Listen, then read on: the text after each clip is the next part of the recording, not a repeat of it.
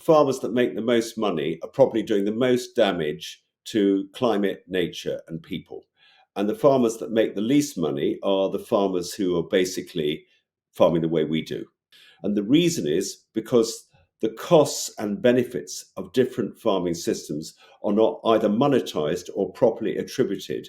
And as a result of that, cheap milk is really costing the earth, or cheap anything, industrially produced is costing the earth, but the price doesn't get factored into what you pay. And putting that right would be called true cost accounting. Just incorporate the true costs and benefits of food production into the pricing. And in the absence of that, we're still struggling.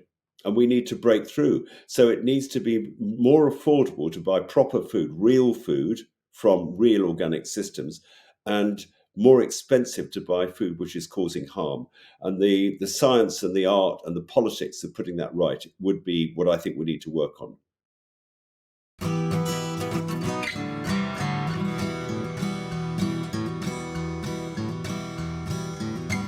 Welcome to the Real Organic Podcast. I'm Lindley Dixon, co-director of the Real Organic Project. We're a grassroots, farmer-led movement with an add-on organic food label to distinguish organic crops that are grown in healthy soils and organic livestock that are raised on well-managed pasture. You just heard from Patrick Holden, a longtime member and trustee of the Soil Association, founded by Lady Eve Balfour. He is also the co-founder of the UK's Sustainable Food Trust, and he's a farmer in his own right. His family just celebrated their 50th year working the land on their organic dairy in Wales. Patrick is a kindred spirit, and he's focused on the best ways to reimagine and reinstitute a food system that truly rewards the people that are stewarding the land and their communities. So we have a lot in common.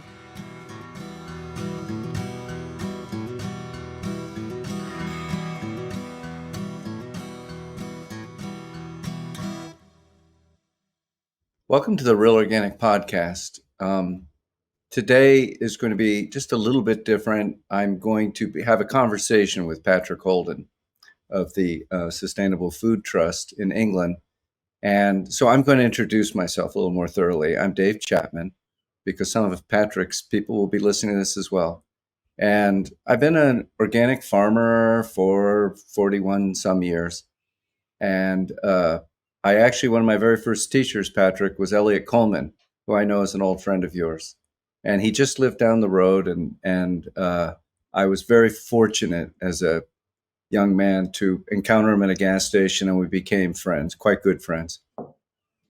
I've been a mixed vegetable farmer, and now I grow tomatoes in a greenhouse in the soil. I have to say that now, because in America, a lot of the certified organic tomatoes are hydroponic. And I also am a co-founder of the Real Organic Project, which we can talk about what that means. And so, Patrick, now let me have you introduce yourself. Well, Dave, thank you so much for inviting me to this podcast. I've been looking forward to speaking with you, because I think it's so important that we share our stories, because we are joined at the hip and we go back a long way.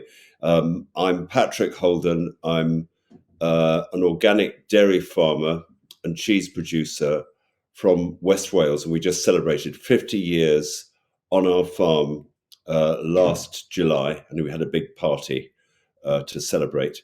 And it's wonderful that you mentioned Elliot, because he is a good friend and arguably the elder of the organic horticultural movement in the USA. Just down the road from me, 8 miles down the road, is a man called Peter Seger, who was also a friend of Elliot's, who invited Elliot to speak at a very early conference at Cirencester of the organic movement. I think it might have been 1981 or 1982. So we go back a long way. And I look forward to having this discussion with you. I'm also the founder and chief executive of the Sustainable Food Trust. But before that, I worked for maybe just over 20 years at the Soil Association, during which time I was involved with others in developing the organic standards and the marketplace in the UK.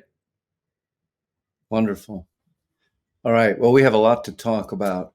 Let me start to create a little context.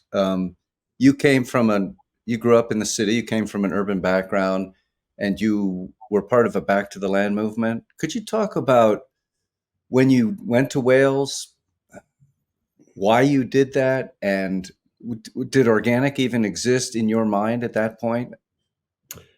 Yes, it's hard to remember exactly how the word organic came into my vocabulary, but interestingly enough, the first farm I worked on in my life was, although I'd been on some farms as a child, and I'll come back to that in a sec, was in Hampshire. It was an intensive dairy farm. The man running it was a man called Harry Han. And I remember the first day I arrived, because I answered an advertisement in a local newspaper, help wanted on dairy farm. And he said, "What are you interested in?" And I said, "Organic farming." And the year was 1971. And I had come back fresh from California because I grew up in London. My dad was a doctor and then a child psychiatrist, and he was posted out to Palo Alto, to Stanford, where he was a visiting professor during the years 1970 and 71. And that took me to Palo Alto. And then I spent the best part of a year in the San Francisco Bay Area at an amazing time. How lucky I was to be there. And I came under lots of influences. And really, that was, I think, a seminal moment in my development. So that I came back to England in the late summer of 1971, convinced that I wanted to get back to the land and set up a rural community which would live self-sufficiency off the land, and all those kind of ideas which were prevalent at that time. The Greening of America, a book by Charles Reich, was a huge influence on me, and just everybody else I met at that time. But before then, I just had an urban childhood. But because my parents had a love of wild places, I had been on holidays in Cornwall and Devon and then Scotland. And then in 1966, my parents bought a ruined croft on the Isle of Skye. So I would say that if I was to sort of think back at all the influences on me during my childhood, it was glimpses of nature and kind of ecosystems. And so it was a love of nature and being touched by nature that took me into farming via San Francisco. Yeah. So, of course, that was such a different time, and it was my time too. I graduated high school in 71, and it was in America, it was a time of phenomenal change. I think it was really the Vietnam War was the engine that drove that change. But a lot of things were changing. A lot of new ideas were being asked, and we're still trying to work those ideas out. And I'm curious, when you went back to think of organic, what did that mean to you? What did it mean? I think it really meant farming, although I wouldn't have used these words then, but it meant farming in harmony with nature and avoiding chemicals. And I remember when I got back to England and looking around the countryside and seeing all these kind of lurid shades of green and blue, bluish green, which were the result of nitrogen fertilizer on the crops which were growing in the fields of the south of England. I had this very strong reaction against it, and I thought this is an artificial landscape which has been coloured by chemicals. And because organic farming, I think the word was coined by a man called Lord Northbourne, who wrote a book called Land and Spirit, a wonderful book, actually. And then, of course, there were lots of other people who took the word on and developed it. Lady Eve Balfour, I'm sure, will speak about some of these people. And then on your side of the water, Rodale and the Rodale Institute and others. But in a way, and there's probably a long conversation to have about why we alighted on the word organic, because certainly in the UK, during the early 80s, we had a big debate about whether we should call organic farming, even though the word was already around and had been for some time. And we said, should it be biological? Or then if you look in Europe, ecological? Because if you look at Germany, France, and Denmark, and Scandinavian countries, those words are the words that are used to describe it, not organic, even though, of course, all those people speak English and use the word organic farming. So it's fascinating how we alighted on that. But yeah, that's my recollection of it. And in a way, that matters because I think the word was coining a philosophy and a set of principles and their practical application in agriculture, which is what really motivated me much more than organic farming. It was this idea of farming in harmony with nature, of aligning thyself with those kind of natural ecosystems, of which I now realize I am absolutely part. And I think I did already know that because music was a big influence on me. There were lots of, musicians at that time. Neil Young comes to mind after the gold rush. Look at Mother Nature on the Run in the 1970s. But there were many more bands and musicians who were interested in this kind of thing. And that touched me very deeply. So it's music and love of nature, which took me into farming. And when you have a love of nature and ecology, when you apply that mentality and approach into farming, of course, you come up with a system of farming, which we've called organic farming. Yeah. So one of the things that seemed to be part of organic farming is it was a response to a growing chemical farming. And, I think that's important. I grew up on a dairy farm in Lancaster County, Pennsylvania. And, I'm trying to remember, were we using herbicides? And I just can't remember. I know I know we were using. Go ahead. I don't think so, because they didn't come into common use until I think the 80s. As far as I can remember, pesticides were used, but they were sort of crude ones in the early days, horrible ones like the ones that Rachel Carson wrote about. But they weren't herbicides. I think they came later. And certainly in the UK, I could say that although pesticides were used probably from the end of the Second World War onwards, of course, that's a story in its own right, they weren't widely used until, I would say, the end of the 70s and the 80s. Yeah. We were a fairly, what now would be an extremely idyllic dairy farm. You've talked about the story that we imbibe about what a farm is. Well, we actually were that farm. I mean, it was cows going out to pasture every day for, over half the year and rotating the pastures. It wasn't the kind of, I would say, high skill pastures that have evolved. It wasn't that mob grazing rotational. The cows are on there for 2 days and then they're off, or they're on there for 6 hours and then they're off. It wasn't like that, but it was quite beautiful, and we grew a great deal of the cow's feed on the farm, and there was no confinement. In the winter, they were in the barn. So it's interesting, that was so recent. That was my childhood, that was the norm for dairy farming in America. And of course, chicken farming and vegetable farming and all of that. Well, so things have changed. Because we come from the same time. That's my experience too. When we first moved to West Wales in the summer of '73, normal farming was exactly as you describe. Small family dairy farms, very small. There were thousands of them, and they all were selling their milk in churns still. This is in the early 70s. And bulk tanks, which are now everywhere, didn't really come in Wales until the mid-70s.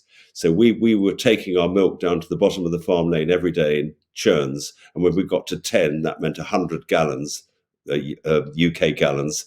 That was really a moment. And there's a wonderful book of photographs called The Recent Past, which is actually photographs of farmers in North Devon in the 60s and the early 70s. And it's so evocative. And it was quite literally the recent past. And yet how things have changed during our farming lifetimes. It's incredible. And it's easy to forget that. It's easy to forget how recently all this stuff changed so dramatically. And it's still changing. And there's a story being told that we'll all starve to death if we don't follow that change, which I don't think is true. We weren't starving to death back then. So why did that change happen?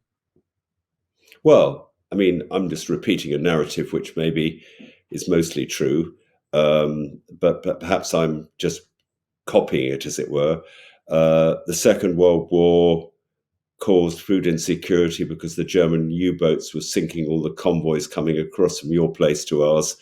And so everybody was worried about feeding themselves. And of course, there was a lot of hunger. People had to change their diets. And ironically, people were fed themselves very well during the Second World War because they changed their diets and they had more raw and unprocessed food and probably a better balance of diets, not so much highly Western processed foods and more natural foods.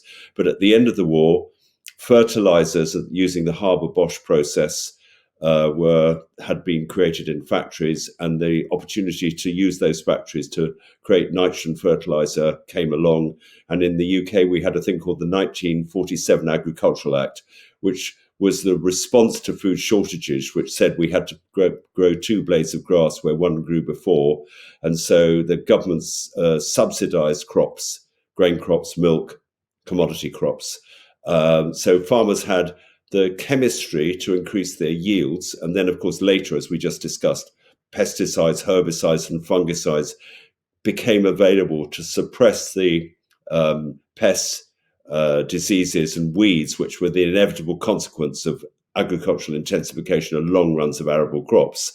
So the whole thing was a government-sponsored response to food insecurity during the Second World War, and also a belief that technology could solve the problems of the past, which were portrayed as farmers liberating themselves from the tyranny of work on the land and, developing technologies which could make our food production more efficient. Is that your story? Yeah. Yeah, we didn't have the U-boats, and we I don't know that there was food insecurity that was widespread in the U.S., but it certainly seemed like there was a belief that it was a smarter way to go and a more profitable way to grow. And I don't think there was much consciousness of consequences, health consequences, climate consequences. I just think that was not part of the conversation when I was young.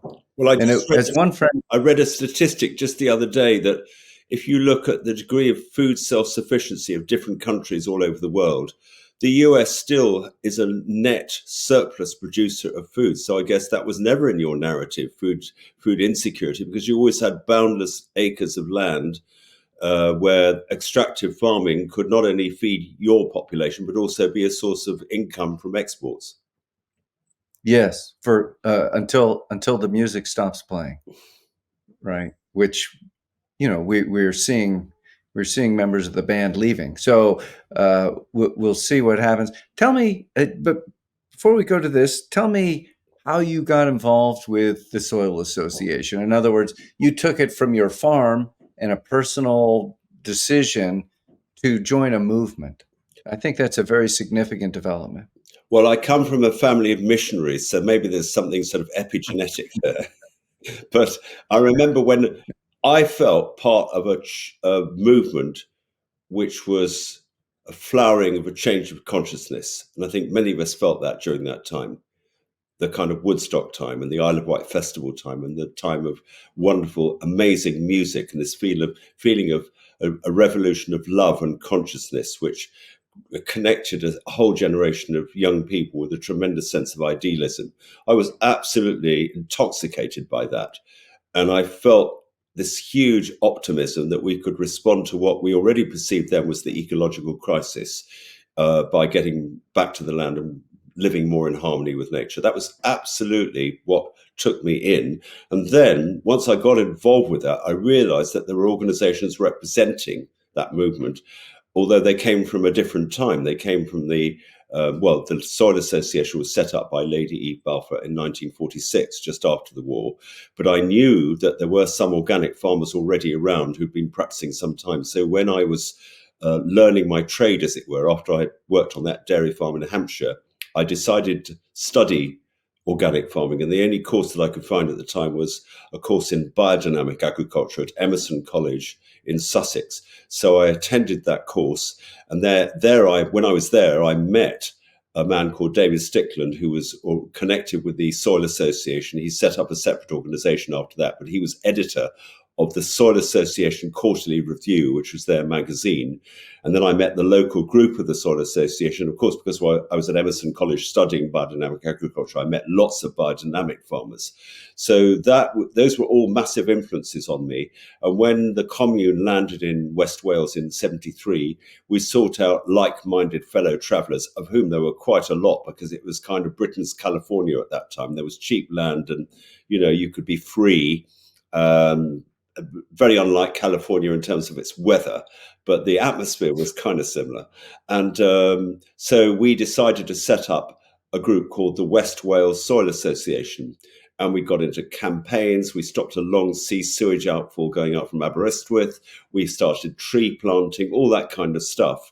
And that led me to becoming involved on a voluntary basis with the Soil Association, and then stand for council, which I did in 1981. I didn't get elected the first time. Then I stood again the next year and got onto the council. And that heralded in a new chapter of my life, which was initially working on a voluntary basis for the organic organizations.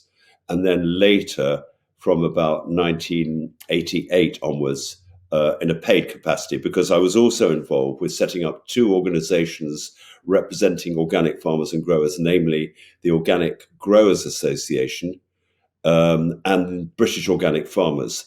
So I joined the existing organizations and then created new ones, and then became fairly centrally involved with the Soil Association from the end of the 80s onwards. So you got to know Lady Eve, I believe. Is that correct? I did, and there was what has been described as a coup. The group of us who got elected onto the Soil Association were all pretty young at that time, in our 30s, even some in our 20s. We had the audacity to believe that it was important to put organic principles into practice and develop a separate market for organic foods. And the people who were the disciples and colleagues of Lady Eve at that time on the council were aging, and they were totally committed to the philosophy, but they didn't really think that organic farming should be commercialized, because they saw that as a danger in terms of diluting the philosophy and the principles. So when we came along and said, yeah, we've got to set up a market, because we can't make it farming in an organic way when we're competing against people who are having subsidies of chemicals and guaranteed prices. So really the need to develop the organic standards came, I'm speaking personally, but I know this is a shared view, from maybe about 100 organic farmers and growers in the early 80s who said, well, look, we need to define a system of farming which is addressing all the needs, farming more sustainably in harmony with nature. Write that down more or less on the back of an envelope at the time, and then take our story, because it was a storytelling exercise, through the media, because they fell in love with us at that time, to the market, and develop a story which people would buy into by paying a premium for foods produced in that way. So it was a kind of market and set of standards and a system born out of necessity, which then developed as it did. I just want to, put a bookmark on what you just said, because I think it's a very important conflict or coming together. And I will say that I think both sides were right. I think that Lady Eve Camp was right, that as you bring this into commerce, it's going to get buffeted by those forces and twisted.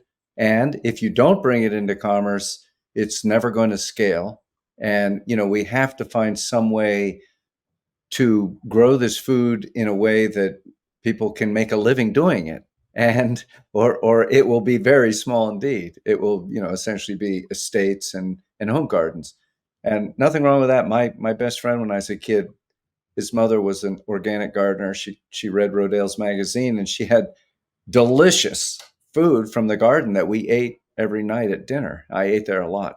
And so that's a real thing. But in order to take this and change the landscape, we have to take it to a commercial system of some kind.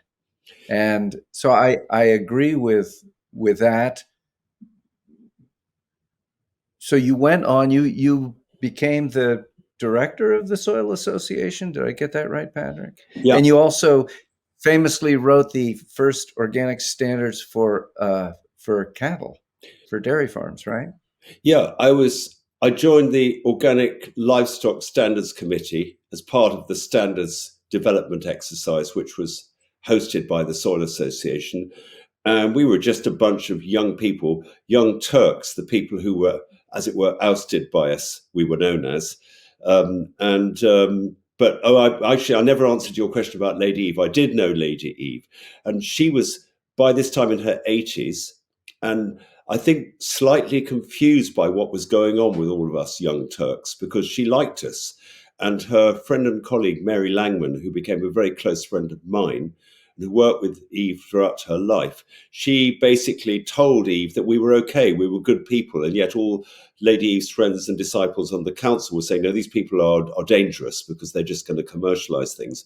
But of course, our interest was born out of our idealism. It was never a desire to make money. It was more of a survival thing than a money-making thing. But I don't think everyone understood that at that time. So I did not only know Lady Eve, I went to see her when she was in very late life, and then I spoke at her memorial service. So I had a great affection for her, and I think she was a remarkable and amazing woman. And by the way, the man who was responsible for taking the organic standards into the UK government, a man called John Gummer, who has now been ennobled and is called Lord Deben. He also spoke at Lady Eve's memorial service, and he was at the Oxford Real Farming Conference, which I've just got back from. He's now an organic farmer. So he was the Minister of Agriculture who decided that the government needed to take on the organic standards. And unlike your story on your side of the pond, that minister totally gets all the things that you and I, the principles that you and I share, which is rather fascinating. He's now left Parliament, and he was chair of the UK Climate Change Committee, and he was interviewed the other day in Oxford, and basically was saying all the things that we would say, which is rather interesting. But I think you're right that when a set of principles and a philosophy is commercialized, there are attendant risks. So we were on the Livestock Standards Committee. Somebody said, well, you're an organic dairy farmer, whatever that means. And at that time, nobody even thought about organic livestock standards. You're doing it, you might as well write the standards down. So that's literally what we did. And the standards then formed the Soil Association Livestock Standards. Then John Gummer and the UK government took them in-house in 1987. And then in 1992, the EU organic regulation followed. And then when did the National Organic Programme start? That was a bit later, wasn't it? 94, something like that?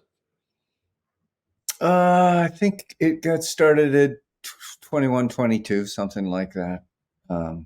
So it's been around for about 20 years. Yeah. Yeah. So by the time it got around, I mean, we already had our own organizations with our own organic standards, but long before that. Oh, I know that. And because I met, yeah. When I came back to the IFOAM conference in Santa Cruz in 1986 and met all the CCOF people. So I know a lot about your organic standards development because I was working internationally as part of the Soil Association and have organic friends all over the world. And it until very recently, almost all the organic standards around the world essentially agreed with each other. In other words, it's not that people were really having different definitions of organic until recently, until the USDA started to change. Yeah. And twist the standards quite substantially. Now we have organic CAFOs of chickens, of cattle, dairy, large confinement operations being certified as organic.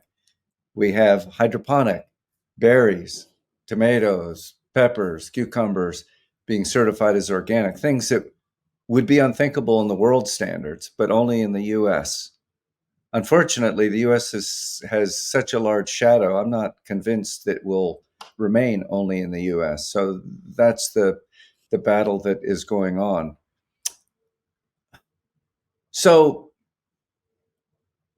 did you feel that your work at the Soil Association was successful? Was organic growing? Was it being real organic, in your opinion? Yeah, I do. And I think that we created a movement, the organic movement, which came together every year at various conferences and events that we hosted, which created the most fantastic atmosphere. And there were a group of us who did that. And Peter Seger, who I've already mentioned, was one of those.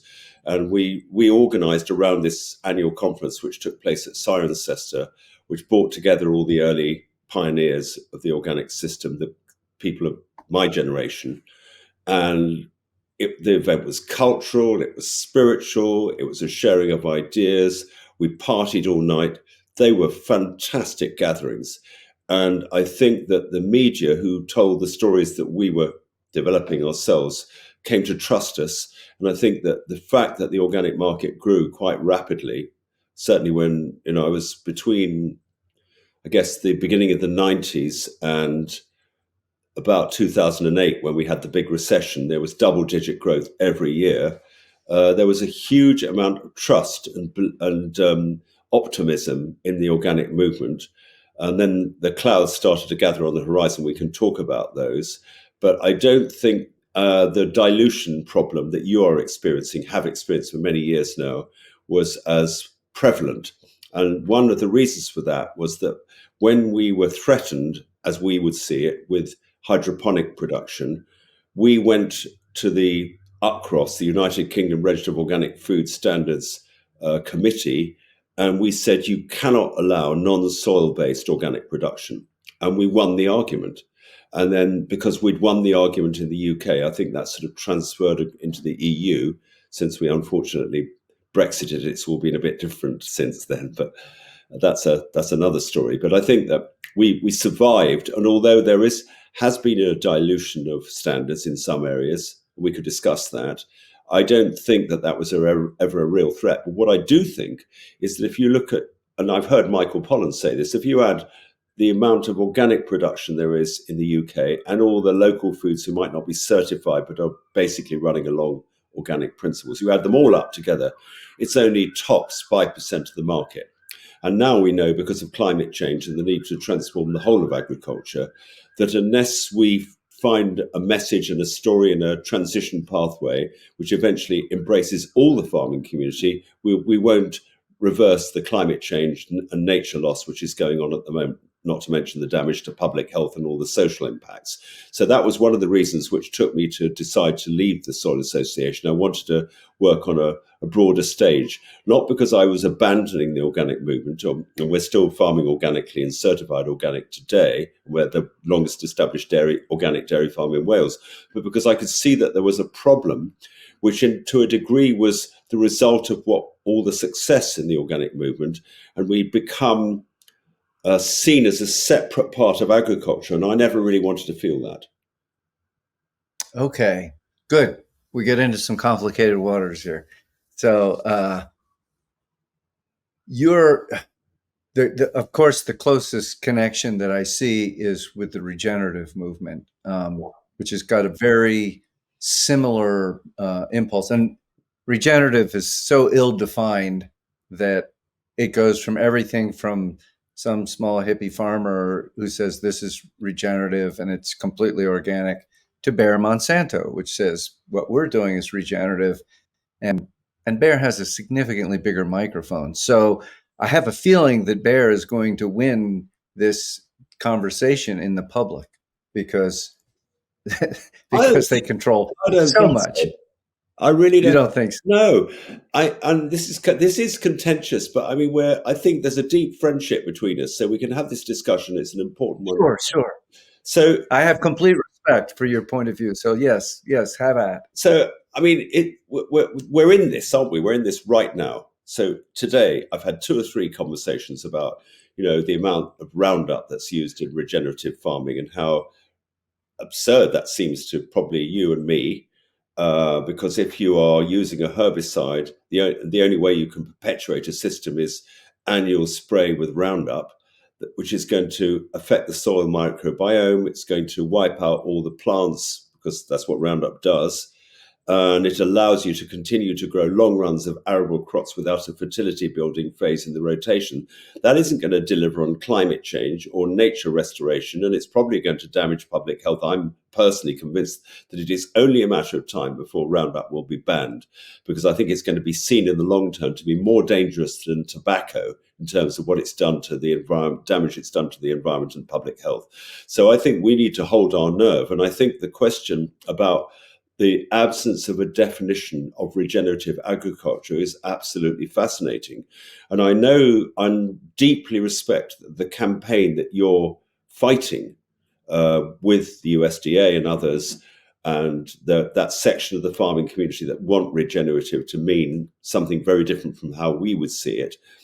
But I do think that there might be a different way to address this. And this is what we've been working with the Sustainable Food Trust on for about 8 years now, namely to develop a framework where we can measure the sustainability impacts of all farming systems against climate, nature, and people. And that we've called it the global farm metric, but it doesn't matter what it's called. What matters is that you shed light and transparency on all farming systems, including organic, and you measure using the same harmonized framework. And I believe that if that happened, then the regen light farmers, the ones who are greenwashing, let's say, would be exposed by their incapacity to deliver on soil carbon, on biodiversity, and positive social impacts. And I believe that that system, let's imagine you introduce that system in America, and you have like a sustainability score of 100, which would be a composite of the climate, nature, and social impacts, measured in ways that we can all trust by auditors, certifiers that we can trust, including the organic certifiers, by the way. Then I think that, for instance, we're producing cheese on my farm. If we had that audit on our farm today, we would score very highly on that sustainability scale. Whereas somebody who's practicing, the other kind of regenerative farming, using some chemicals and especially a lot of Roundup and no proper crop rotation, they wouldn't score very high. So I think that way we can maintain the organic market and have a sustainability score. And the ones that are diluted, the USDA kind of definition, which has been the result of very successful lobbying by those intensive farmers you mentioned, would not score highly. But I think what we've got is, apart from the organic certification labels, which have been degraded by what you've just described, there's a huge amount of confusion out there about what food you can trust. And I think the idea of a common, globally harmonized way of measuring sustainability might reconcile that and rebuild trust amongst consumers.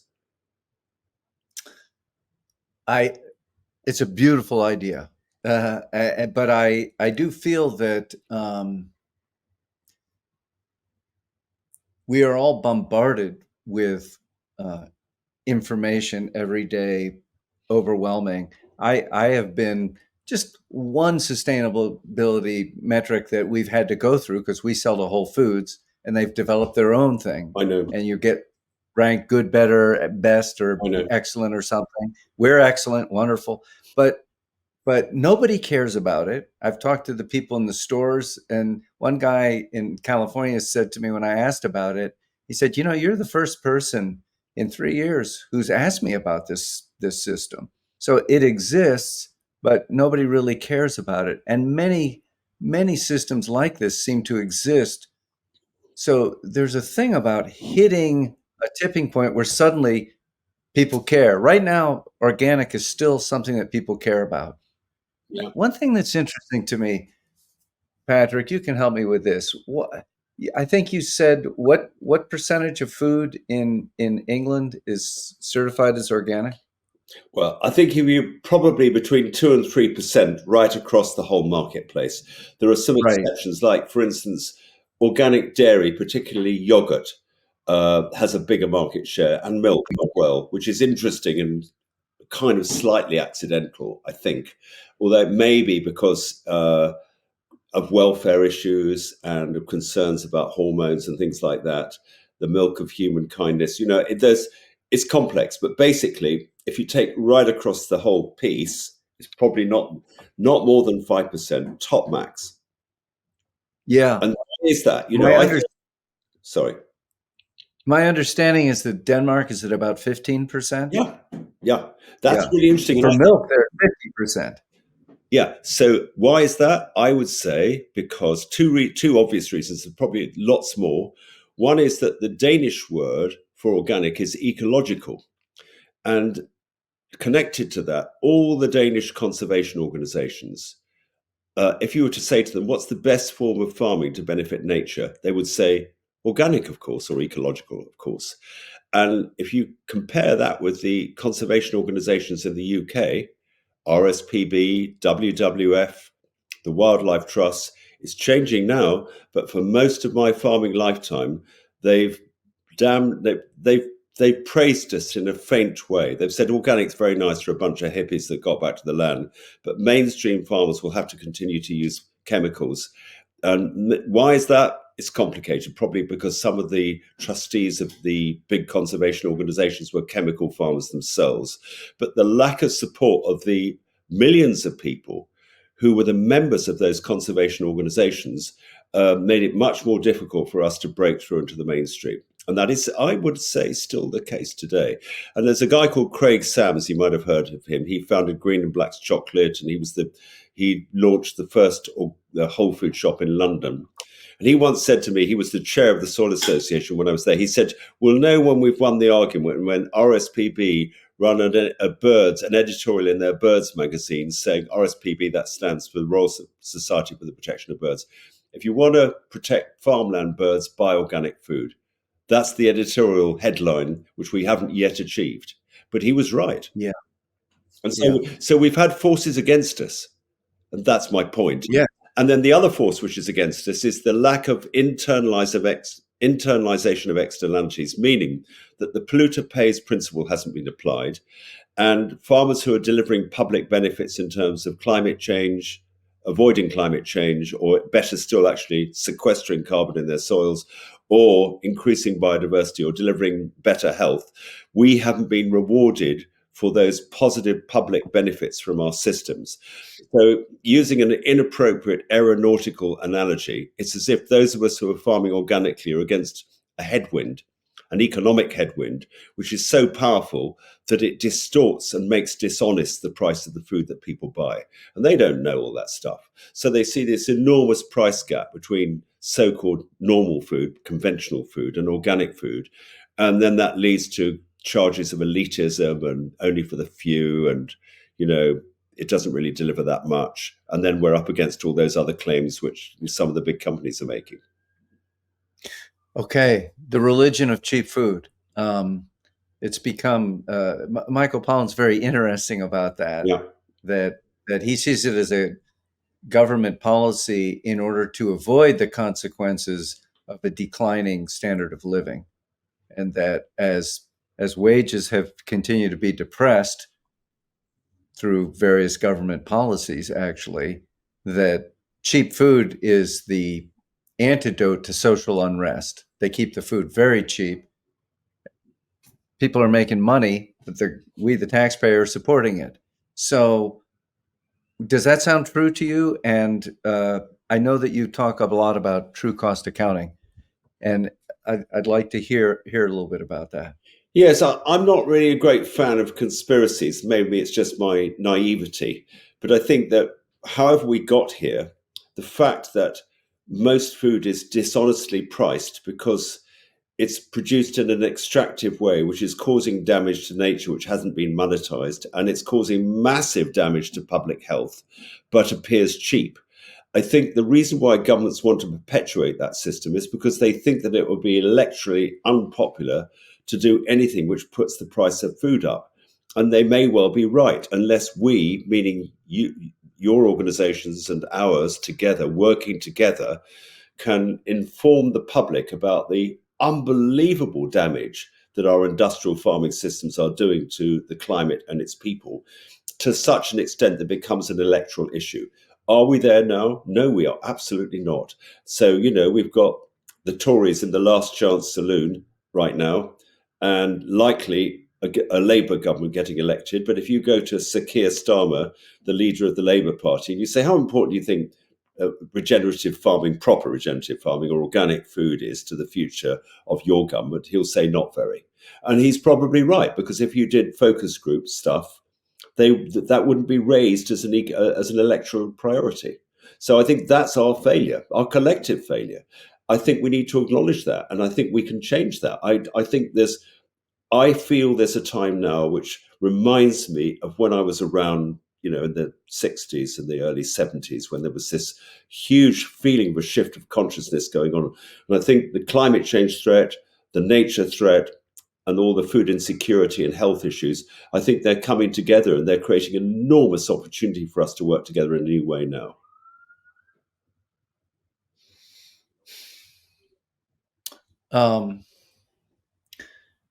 One of the speakers at our conference this year was a woman named Zephyr Teachout, and she wrote a book called Break 'em Up.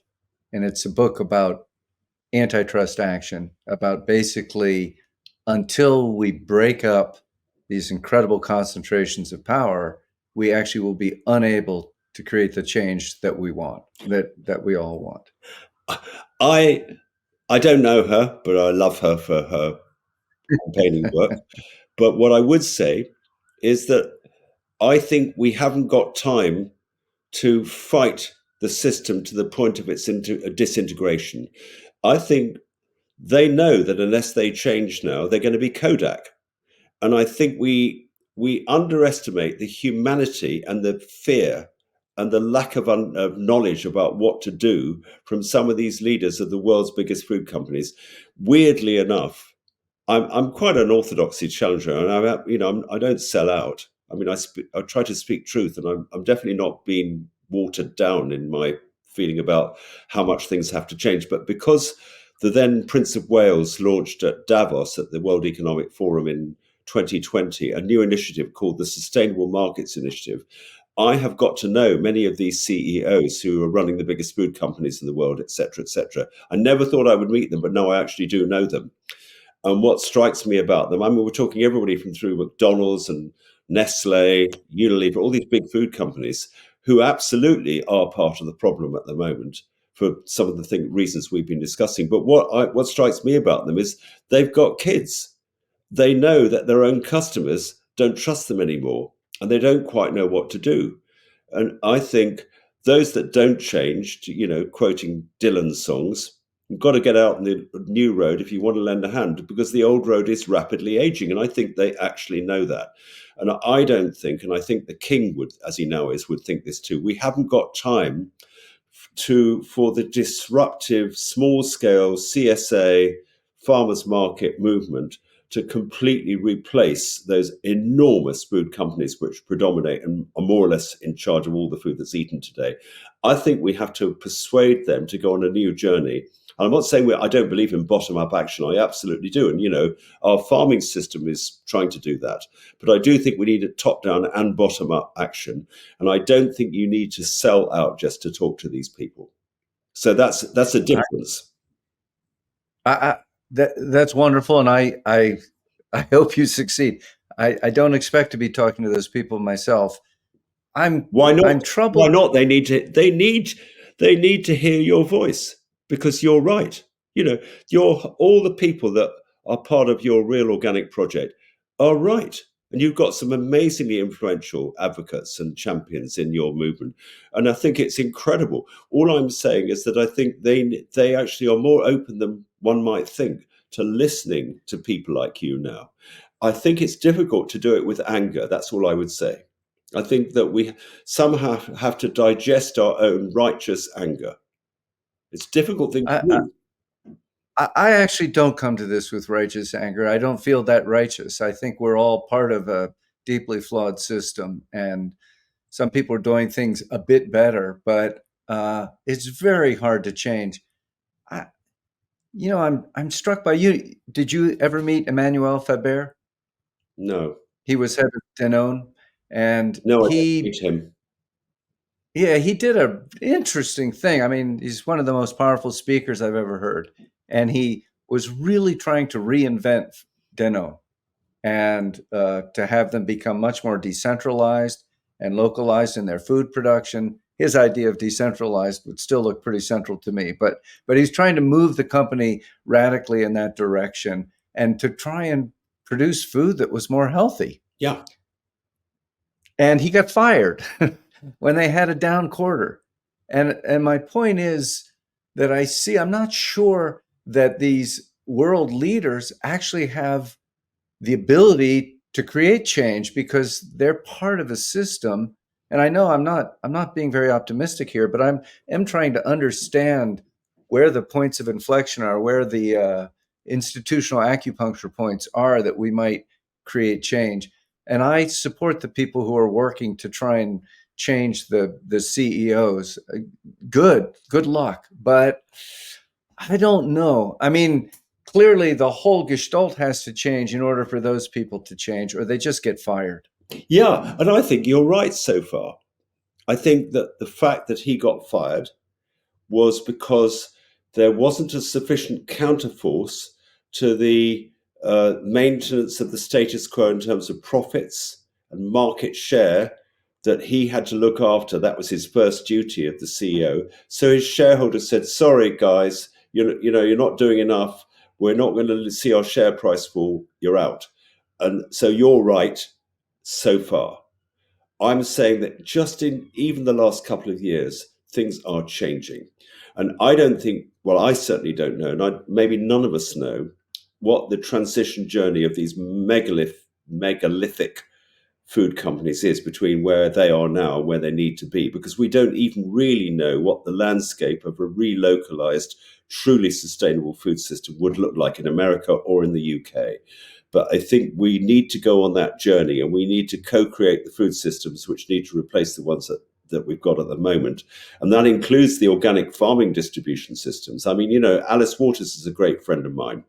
And, I say to Alice, well, where do you get all the foods for Chez Panisse from? And she says, well, we've got the growers that we've been supporting right from the beginning. But if you look at some of the way in which the foods are distributed and taken into the system, I'm not saying that I love Chez Panisse. It's probably the best restaurant in the world, but I don't think any of us are free of the systems that, we are part of, which distribute our food. And I don't know that they're going to survive the transition that's coming. I don't even really know exactly what the new ones are going to look like. And I think that is our responsibility to help create them. And if true cost accounting was applied globally, then the economics of long distance transportation of all the vegetables from California or Florida or wherever to every city in the US was applied. I don't think that would work anymore. So that's pretty interesting.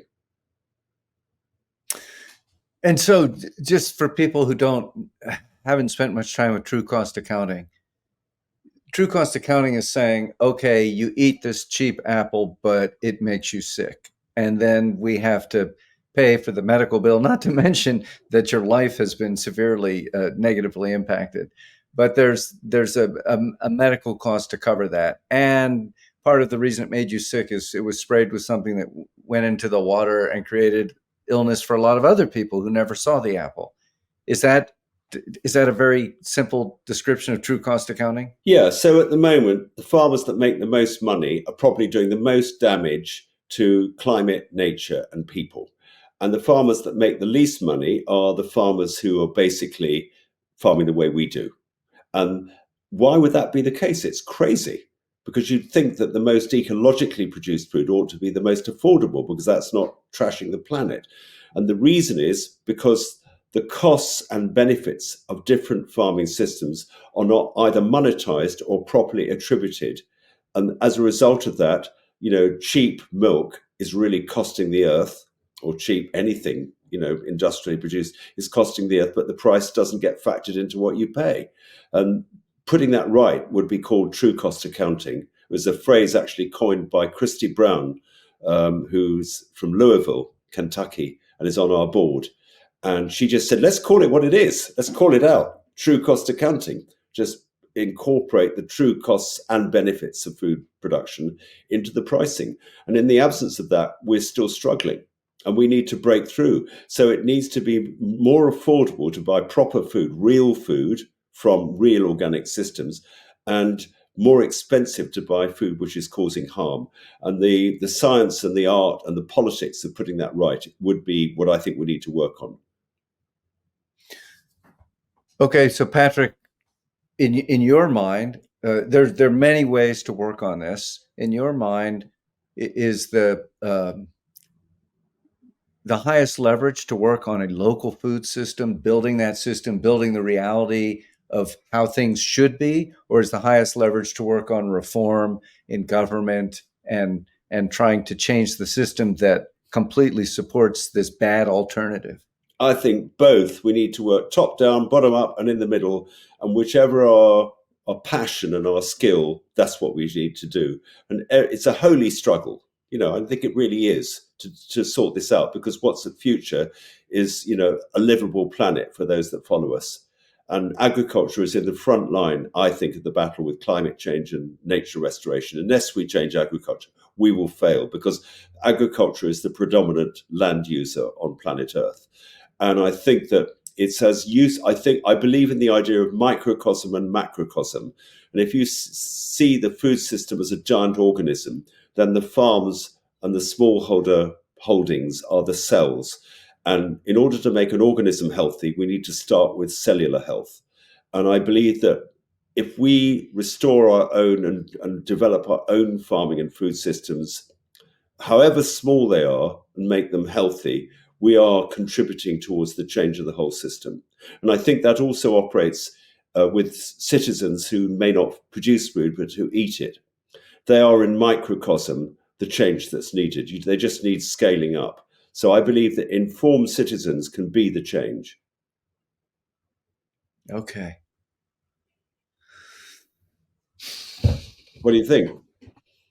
I think it's daunting. To create change. And it's interesting. Let me ask you this about Farm to Fork initiative in the EU.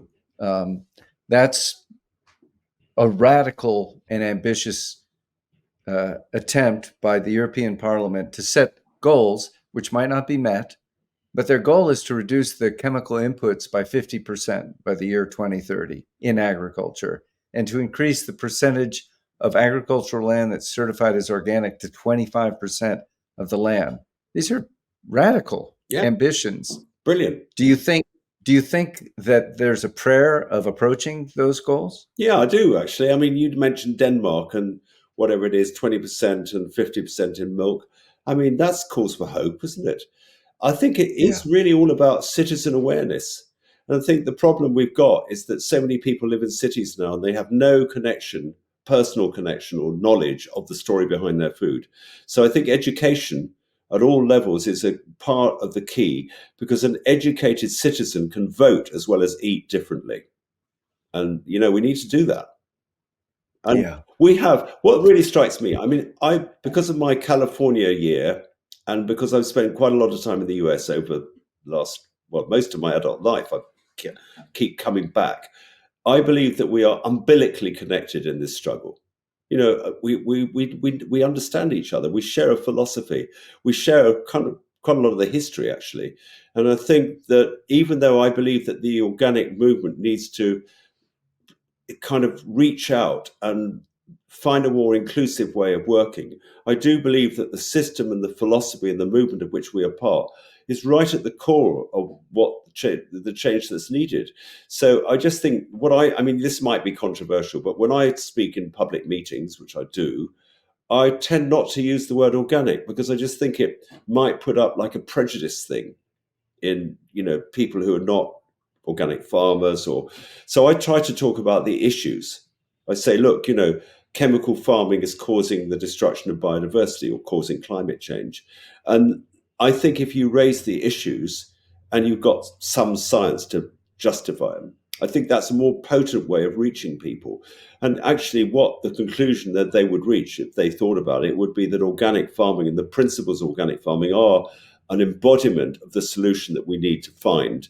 And therefore it will come to us. But I think if you try to be sort of missionary about it and ram it down people's throats, they sometimes have a negative reaction. And also people are very scared of change. And if you can say, I often say to conventional farmers, of course you're farming that way because it pays better. And you can see the kind of relief that they feel, because otherwise you just feel they feel attacked.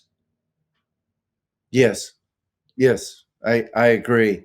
I I actually I believe that organic farming will work just fine in terms of creating change as long as it works economically. Yeah, And when absolutely. farmers see that they can make a living, let me tell you a story about Vermont, the state that I live.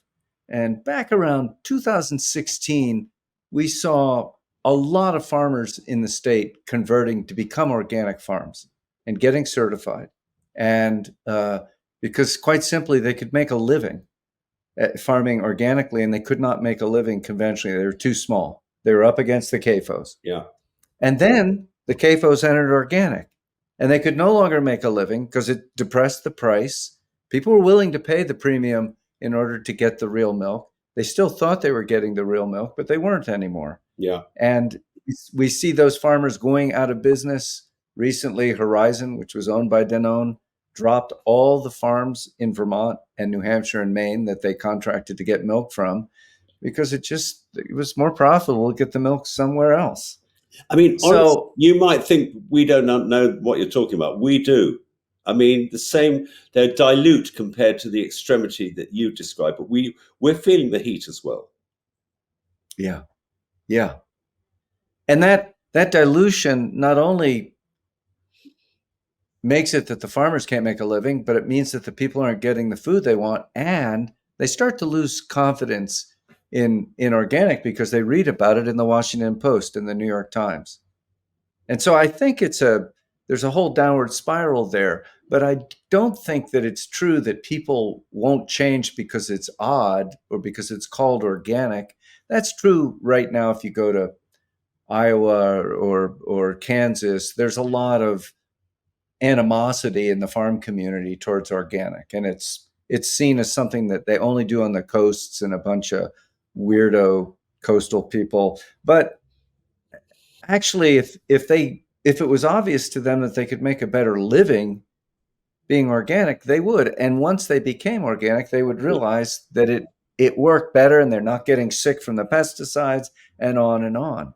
I agree with all of that. I think the big barrier is economic.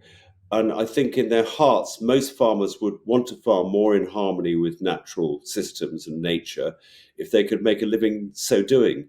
I just think that the force is, the tide's with us.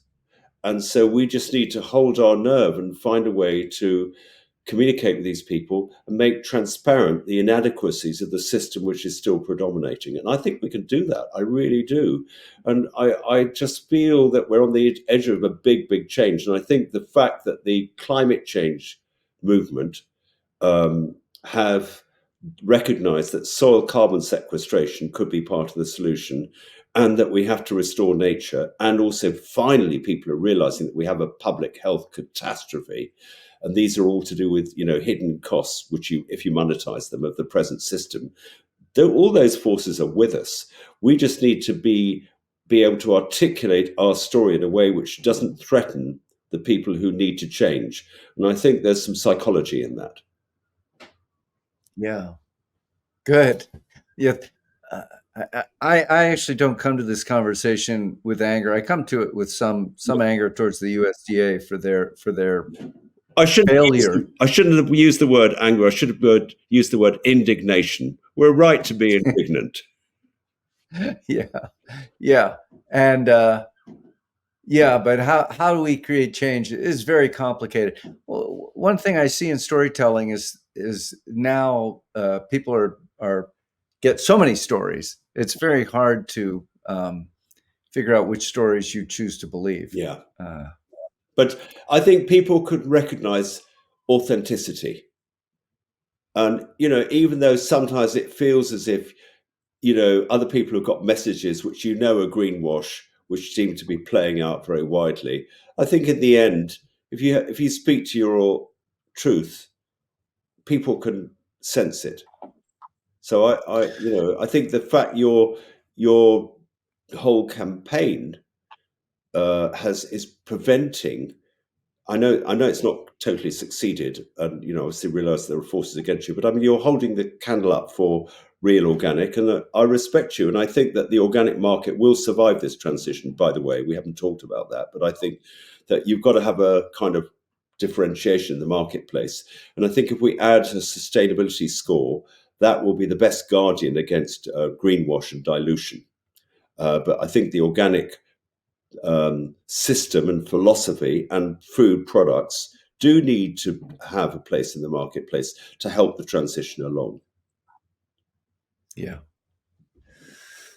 All right. Well, we've run our hour. There's lots more to talk about, but maybe we'll have a second conversation, Patrick. Do you have any last words that you'd like to end on? I feel very moved to feel this very strong connection with your country and all your growers and farmers.